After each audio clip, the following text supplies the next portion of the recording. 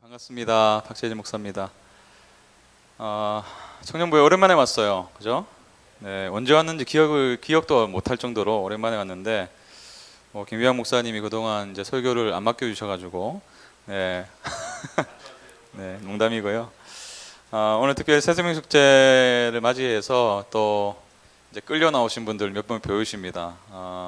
이렇게 초대 응해주셔서 너무 감사하고, 그리고 오늘 우리 새로 오신 분들뿐만 아니라 우리 모든 청년들이 좀 함께 또 우리의 삶을 좀 되돌아볼 수 있는 시간이 되었으면 좋겠습니다.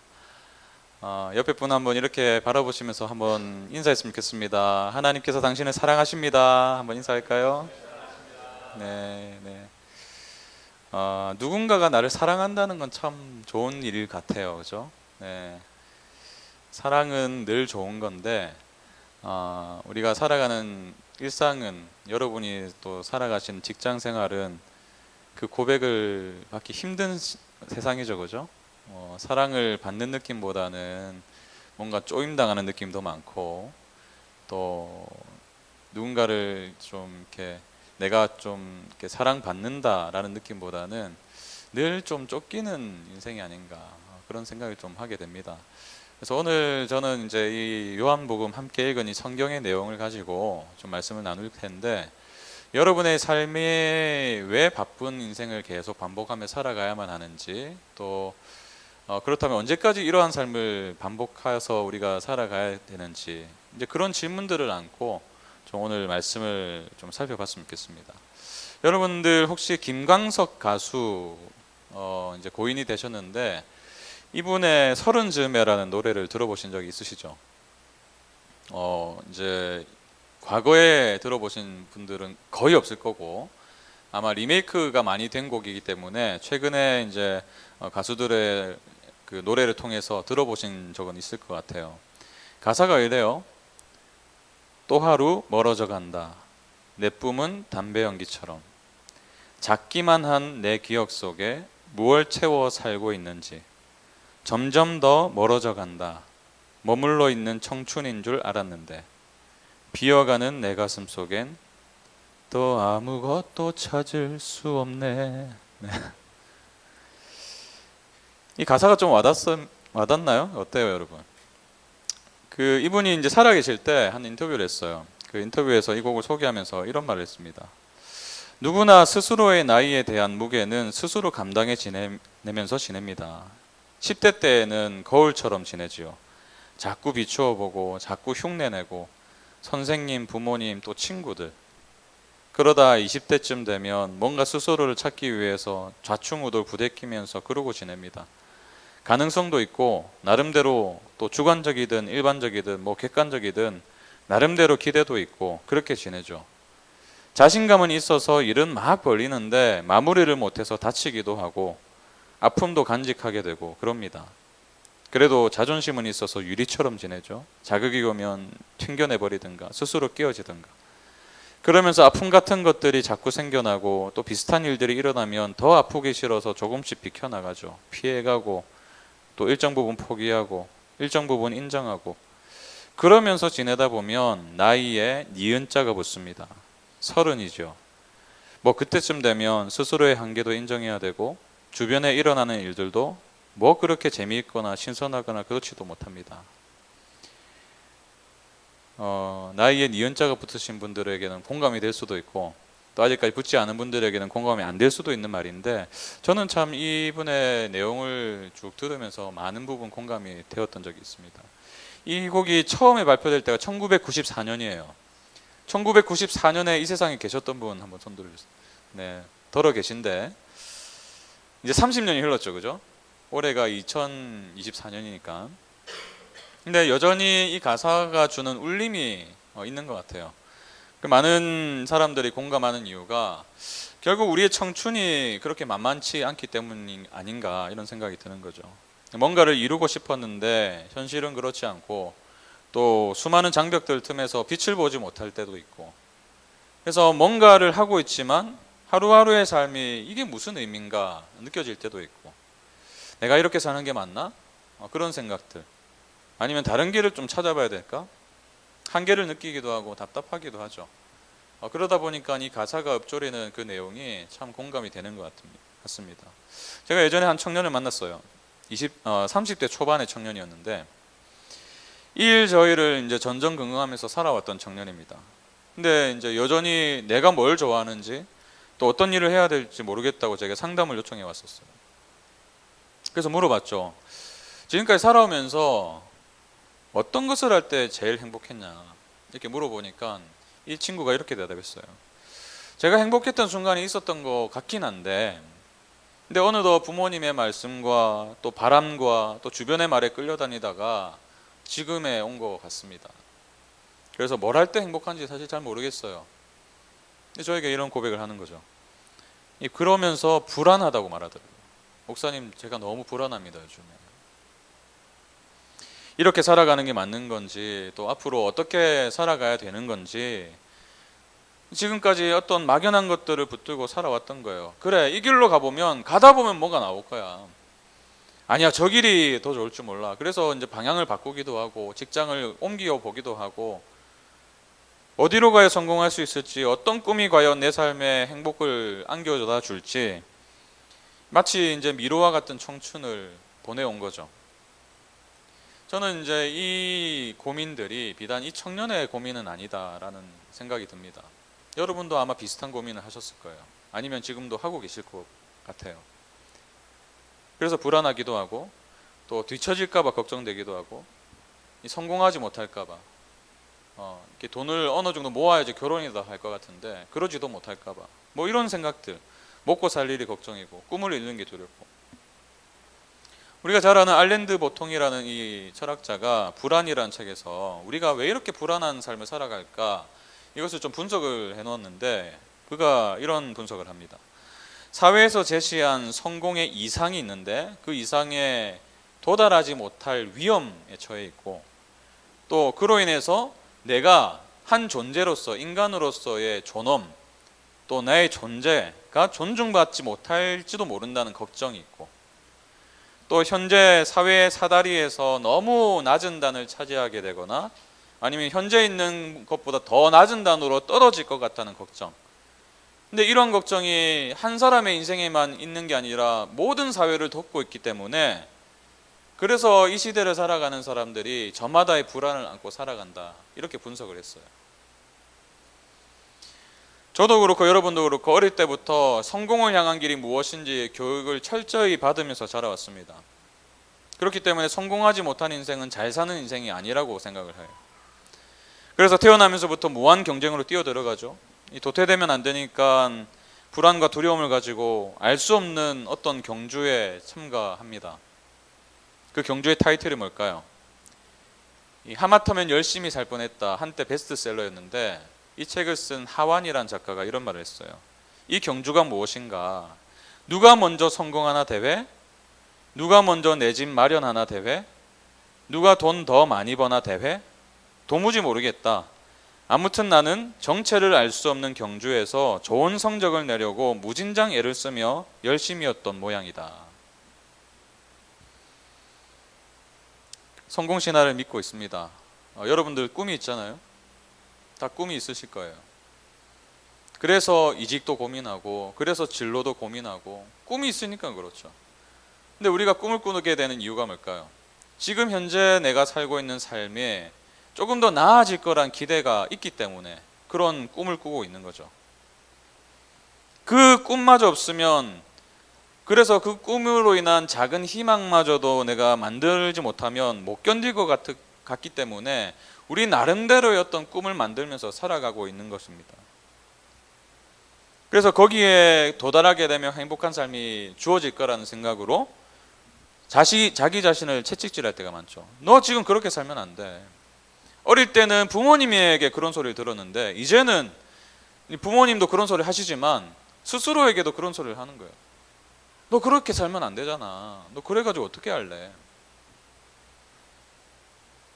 근데 이 믿음이 너무 오래되었어요. 우리가 태어나면서부터 이 경쟁사회에 뛰어들어왔기 때문에 너무 오래되었습니다. 이 믿음이. 그래서 더 불안해요.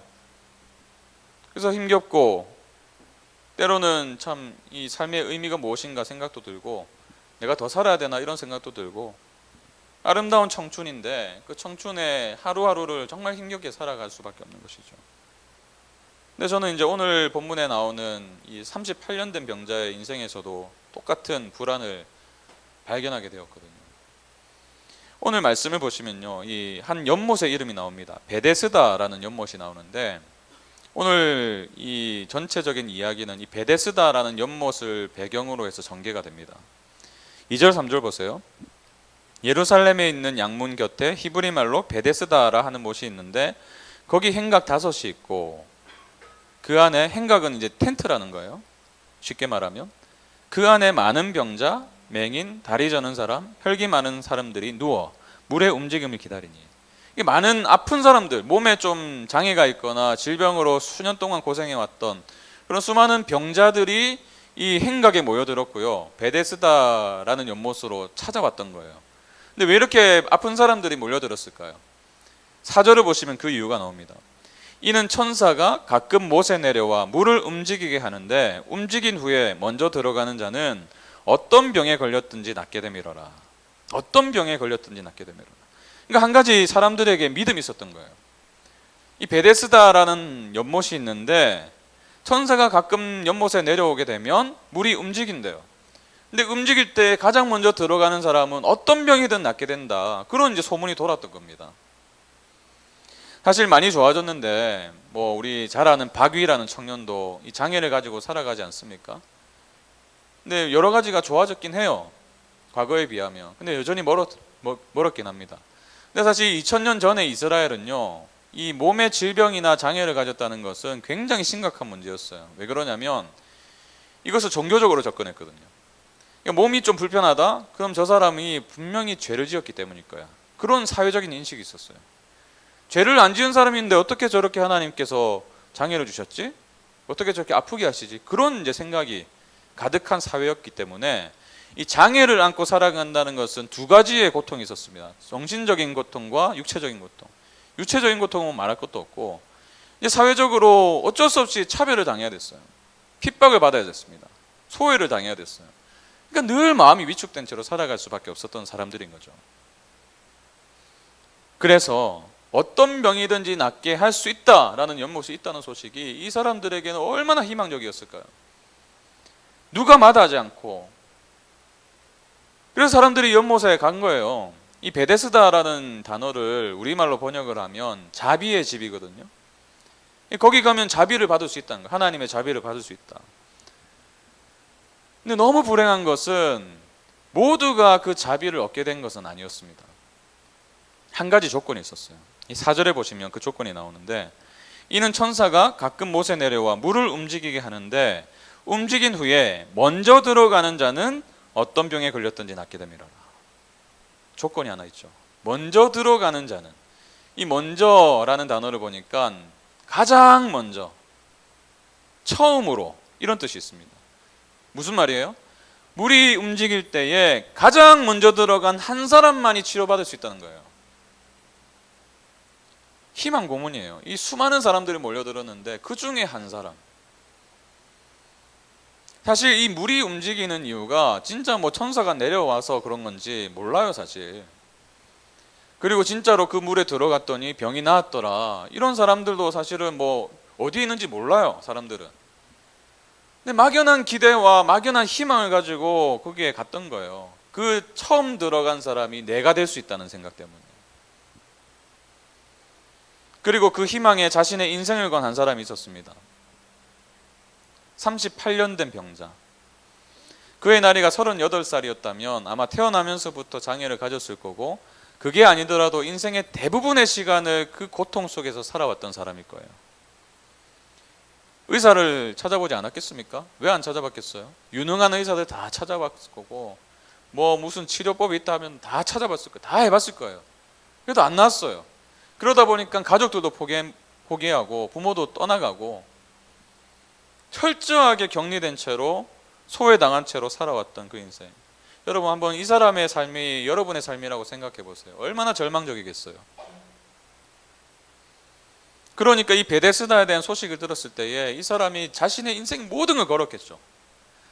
저곳에만 가기만 하면 내가 벗어날 수 있다. 더 이상 이 고통을 내가 벗어날 수 있겠다. 그러니까 얼마나 노력했겠어요. 그 좋은 자리 제일 먼저 들어가야 되니까 그 연못 바로 옆에 있던지. 근데 이미 많은 사람들이 그 옆에 있던 거예요. 좋은 자리도 차지할 수 없고 자기 나름대로의 최선의 자리를 차지하고 하루하루를 살아갔을 겁니다. 근데 그럼에도 불구하고 노력을 했지만, 최선을 다했지만 여전히 그는 가장 먼저 들어갈 수가 없었어요. 이 사람은 다리가 불편했거든요. 그래서 기어갈 수밖에 없었던 사람인데 누구는 뛰어가는 거예요. 여러분, 이런 삶을 우리가 참 많이 겪어보지 않았습니까? 정말 내 나름대로는 최선을 다하고 열심히 공부해가지고 수능을 봤는데 그럼 좋은 성적이 나와야 되는데 좋은 성적이 나오지 않은 거예요. 학교 생활할 때 정말 최선을 다해서 공부했는데, 꿈을 가지고 공부했는데 성적이 원하는 대로 나오지 않는 거예요. 졸업을 하고 나서 입사를 이것저것 이제 문을 두드려 보지만 정말 자기소개서 잘 준비하고 뭐 그동안 스펙도 나름대로 쌓아왔고, 그런데도 불구하고 원하는 곳은 저를 받아주지 않는 겁니다. 나를 받아주지 않는 거예요. 그럴 때 절망하게 되죠. 좌절하게 되죠. 최선을 다했는데, 노력을 다했는데 우리가 원하는 것을 손에 쥘 수 없을 때 절망하게 됩니다. 아까 소개해드린 하마터면 열심히 살 뻔했다라는 책에서 이 작가가 이런 말을 했어요. 우리가 지금 괴로운 이유는 우리의 믿음, 즉 노력이 우리를 자주 배신하기 때문이다. 나는 죽어라 열심히 노력하는데 고작 이 정도고, 누구는 아무런 노력을 안 하고도 많은 걸 가져서다. 분명 노력하지 않으면 아무것도 얻을 수 없다고 배웠는데 또 노력하면 다 이룰 수 있다고 배웠는데 이상하다. 뭔가 속은 것 같다. 잘못 살아온 것만 같다. 그렇다고 노력을 멈출 수도 없다. 노력하지 않으면 그나마 지금 정도도 유지하지 못할 것 같다. 어떻게 사는 게 맞는지 알 수 없어서 괴롭다. 저는 이분의 이 삶의 고백이 우리 모두의 어떤 삶을 대변하고 있지 않은가? 그리고 이러한 내면의 절망과 고통은요, 반드시 다른 사람을 향한 분노로 이어지게 되어 있습니다. 내가 이렇게 참 어려운 삶을 살게 된 것은 우리 부모님 때문이야. 내가 떨어진 거는 저 인간 때문이야.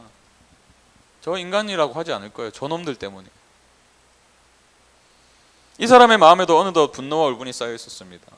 그래서 예수님께서 그에게 와서 네가 낫고자 물었을 때 예, 낫고자 합니다 라고 대답하면 될 것을 다른 것으로 표현해요. 7절 보세요. 병자가 대답하되 주여, 물이 움직일 때에 나를 못에 넣어주는 사람이 없어 내가 가는 동안에 다른 사람이 먼저 내려가나이다. 이 글로만 읽으면요, 이 사람의 감정이 느껴지지 않는데 저는 이제 상상을 해보는 거예요. 어떻게 대답했을까? 아마 이렇게 대답했을 것 같아요. 저는 잘못이 없습니다. 제가 무슨 잘못했냐고요. 저는 진짜 최선을 다했는데요. 이렇게 노력했는데 다른 사람들이 도와주지 않잖아요. 그들이 나를 버렸기 때문에 내가 이 모양 이 꼴로 살아가고 있는 거잖아요. 내가 이를 악물고 먼저 들어가려고 하는데 다른 사람들이 먼저 내려갑니다. 1등만 기억하는 이 더러운 세상 하면서 막 지긋지긋하다 하면서 그렇게 막 울분을 쏟아냈지 않았을까요? 그럼에도 불구하고, 그 울분을 가졌음에도 불구하고 그 자리를 떠날 수가 없었던 거예요. 왜요? 지금까지 투자한 게 아까워서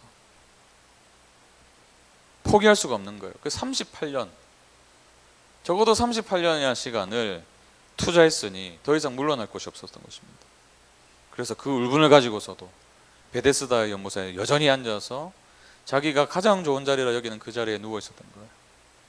오래된 절망을 끌어안고 또 다른 사람들 향한 분노를 가슴에 채워가면서 꿈을 잃어버린 지 오래되었지만 꿈을 잃고 싶지 않아서 발버둥 치면서, 어쩌면 이 사람의 모습이 저의 모습일 수도 있습니다. 아니면 당신의 모습일 수도 있어요. 여러분의 모습일 수도 있어요. 어쩌면 우리 모두는 우리 안에 있는 불안을 어떻게든 해소하기 위해서 우리의 최선이라는, 우리의 노력이라는 재물을 삼는 베데스다를 믿으며 살아가고 있는 건 아닌지 모르겠어요. 학교가 될 수 있어요. 연봉 좋은 직장이 될 수 있습니다. 남자친구, 여자친구가 될 수도 있고 배우자가 될 수도 있어요. 누구든 무엇이든. 그래서 쉼이 없어요. 노력을 거듭하고 정말 노력하지만 그 노력이 우리를 배신하게 됩니다. 그러면서 불안을 넘어선 절망으로, 절망을 넘어선 분노로 계속 나아가게 되는, 그러나 여전히 그 희망의 끈을 놓지 못해서 불안하면서도 그 끈을 붙들 수밖에 없는, 그래서 어쩌면 우리는 그렇게 직장에 목숨을 거는 건 아닌지 모르겠어요. 더 나은 직장, 내가 성장할 수 있는 직장. 그래서 어쩌면 우리는 우리의 삶을 그렇게 어떤 면에서 갈아놓고 있는 건 아닌지 모르겠어요. 그래서 우리는 그렇게 도서관에 가고 시험 기간만 되면 밤을 새면서 시험 준비를 하고 있는 건 아닌지 모르겠어요. 작은 고통도 견디기 어려워하는 이유, 좋은 환경과 좋은 조건을 가진 배우자를 만나기 원하는 이유, 이런 이유도 이것 때문은 아닌지 모르겠습니다. 그렇게 수년이 지나가요. 그렇게 수십 년이 흘러갈 겁니다. 그러면서 베데스다가 아무런 능력이 없는 허상이었다는 사실을 발견하는 날이 올 거예요. 발견하더라도 포기할 수 없어요. 왜요? 내가 투자한 게 아까워서.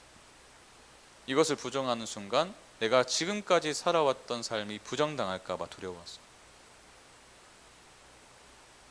그래서 괴롭지만 또 그 괴로운 인생을 살아갈 수밖에 없는,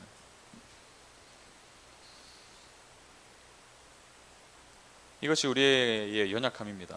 한계고, 그러다 보니까 우리의 삶을 보면 기쁘지가 않아요. 스스로에게 실망하게 되고, 내가 가지고 있는 환경이 화가 나고 절망하게 됩니다. 근데 여러분, 여기서 이 이야기가 끝이 나지 않습니다. 그게 참 감사한 일이죠. 여기서 이 38년 된 병자의 이야기가 끝이라면 너무 절망적이잖아요. 근데 감사하게도 여기서 이야기가 끝나지 않는다는 거예요. 어느 날 이 절망과 분노 속에 갇혀 살아가던 38년 된 병자에게 어떤 분이 찾아오십니다. 이 사람은 그분의 이름조차 몰랐어요. 뭐 하는 사람인지, 어떤 분이신지 전혀 알 수 없었습니다. 근데 이 사람을 찾아오신 그분은 그의 존재를 너무 잘 아셨어요. 5장 6절 보세요.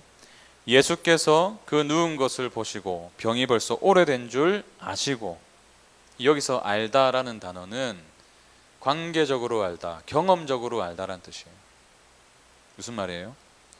예수님이 그의 인생을 찾아오셨는데 그를 아셨다는 것은 그가 지금까지 38년 이상을 살아오면서 겪게 된 수많은 고통과 절망과 눈물을 다 아셨다는 겁니다. 알고 계셨어요. 그래서 그를 찾아가신 거예요. 그가 먼저 예수님께로 나아간 게 아닙니다. 그는 절망의 한복판에서 드러누워 있을 수밖에 없었던 인생이에요. 아무것도 할 수 없었던 인생입니다. 그 절망 속에 하루하루를 버티며 살아가던 그의 인생에 예수님이 찾아가셨어요. 그리고 그에게 명령하십니다. 8절, 예수께서 이르시되 일어나 네 자리를 들고 걸어가라 하시니, 그러자 그의 삶에 그토록 열망했던 그 인생의 소망이 이루어지는 것을 발견합니다. 변화가 일어나죠.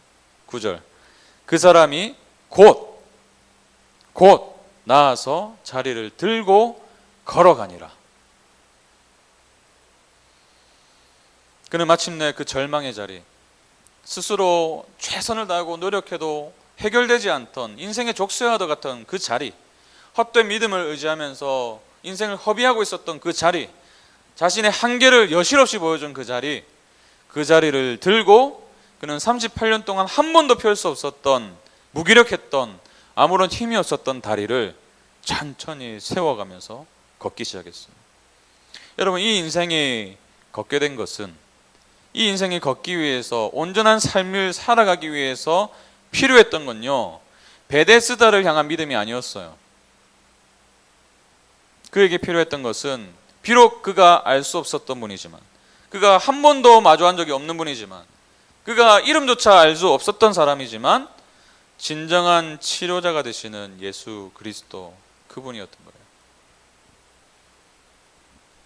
팀킬러 목사님은 예수를 만나다는 책에서 기독교의 특성을 이렇게 정리합니다. 다른 모든 종교와 인간의 철학은 이렇게 말한다. 세상을 올바르게 만들고 싶은가? 너 자신을 올바르게 만들고 싶은가? 그렇다면 너의 이성과 힘을 총동원해서 이러이러한 삶을 살아야 된다. 불교도 그렇고요. 수행을 하잖아요. 그래야지 내가 부처가 되거든요. 깨달음을 얻어야 부처가 되거든요. 이슬람도 마찬가지입니다. 내가 선행을 쌓아야지 구원을 받는다 생각해요. 내가 선행을 쌓아야지 신을 만날 수 있다 생각해요. 그래서 하루에 5번씩 절을 하고 예배를 드리지 않습니까? 근데 잘 들어보세요. 그러나 기독교가 말하는 것은 이와 정반대다.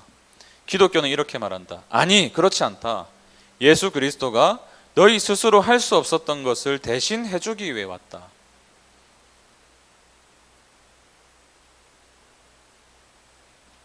기독교는 이렇게 말해요.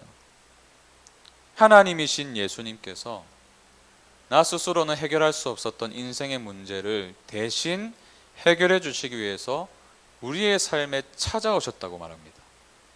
우리가 어떤 수행을 하거나 예배를 잘 드리거나 말씀을 잘 읽어서 그분을 찾아가는 게 아니고, 그래서 신에게 도달하는 게 아니고, 우리가 도달할 수 없는 그 길을 예수님께서 내려오셨다는 게 기독교예요.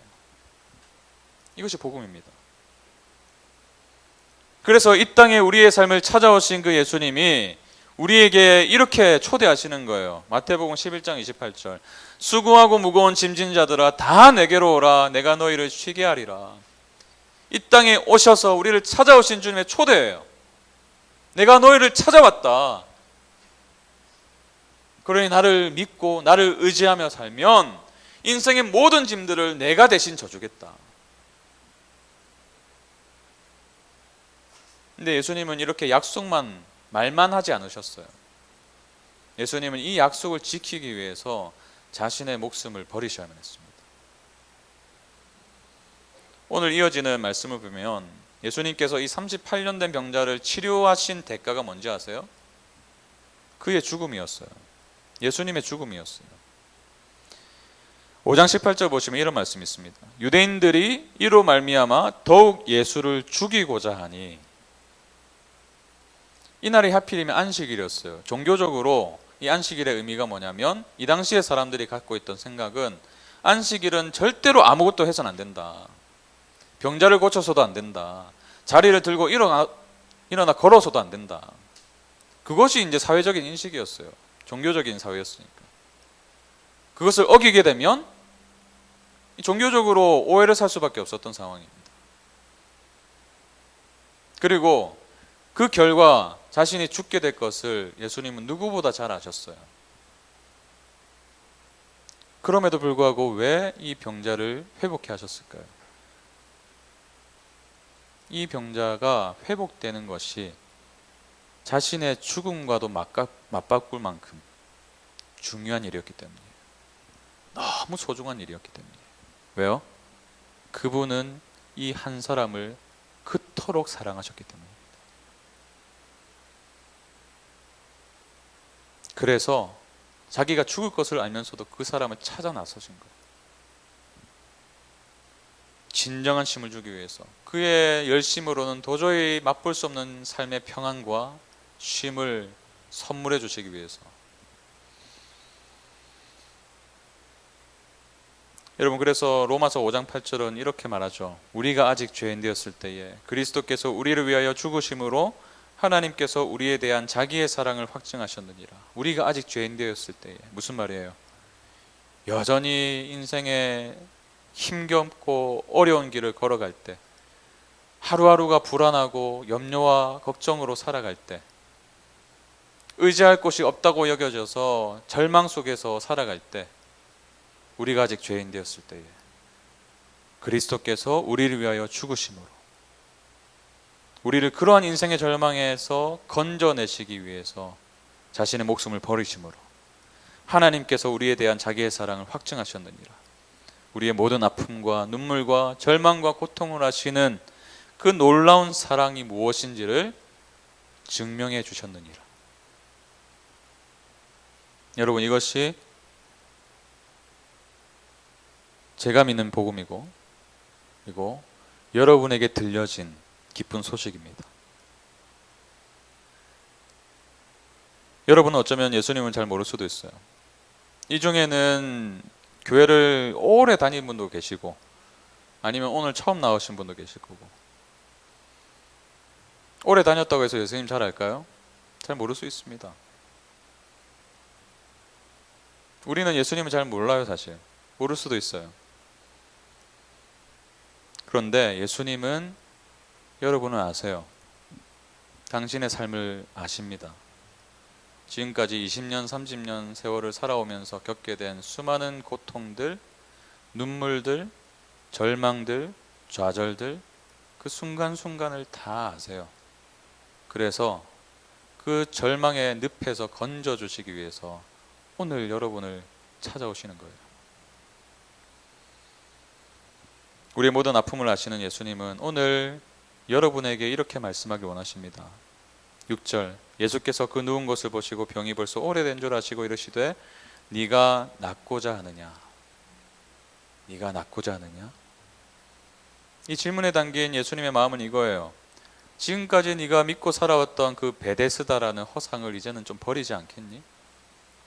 내가 좋은 대학교 가면 성공할 거야? 스펙을 이 정도 쌓으면 좋은 기업에 취업하게 될 거야? 그럼 돈을 많이 벌게 되고 행복한 삶을 살게 될 거야? 그럼 막연한 기대를 이제는 좀 버리지 않겠니? 그래서 삶의 질이 좀 향상되면 지금의 고통들, 지금의 어려움들은 다 깨끗이 없어질 거야 라는 그 믿음을 버리지 않겠니? 이제는 버려도 된단다. 왜? 내가 왔잖아. 내가 너의 인생에 함께 할게. 그리고 내가 너의 모든 인생의 짐을 대신 져줄게. 네가 낫고자 하느냐? 그리고 이어서 이렇게 말씀하기 원하세요. 일어나 네 자리를 들고 걸어가라.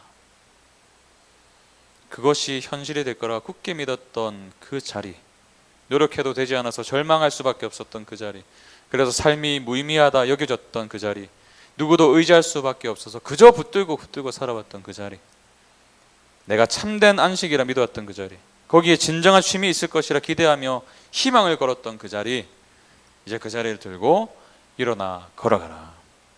내가 너의 쉼이 되어줄게. 이제 더 이상 그 자리가 필요 없어. 그 자리를 들고 일어나라. 여러분, 이것이 저와 여러분을 향한 예수님의 마음이에요. 베데스다가 아닌 예수님을 신뢰하는 것, 의지하는 것, 이게 예수 믿는 거거든요. 예수 믿는 것은 종교적으로 믿는 게 아니에요. 진짜 내 삶을 맡기는 거예요. 여러분이 지금 앉아 계신 의자 믿으니까 앉잖아요. 튼튼할 거라고 믿기 때문에 앉으신 거 아닙니까? 아무런 생각 없이. 예수 믿는 게 그거예요. 의자 대신 예수님을, 그 예수님을 신뢰하고 여러분의 인생을 앉히는 거예요.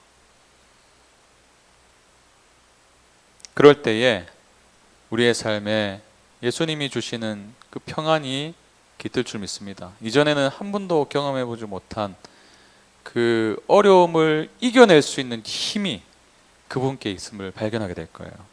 그래서 저는 오늘 이 시간에 우리 청년들이 네가 낫고자 하느냐는 이 예수님의 질문, 똑같은 질문을 예수님이 던지실 때에 가장 단순한 답을 했으면 좋겠습니다.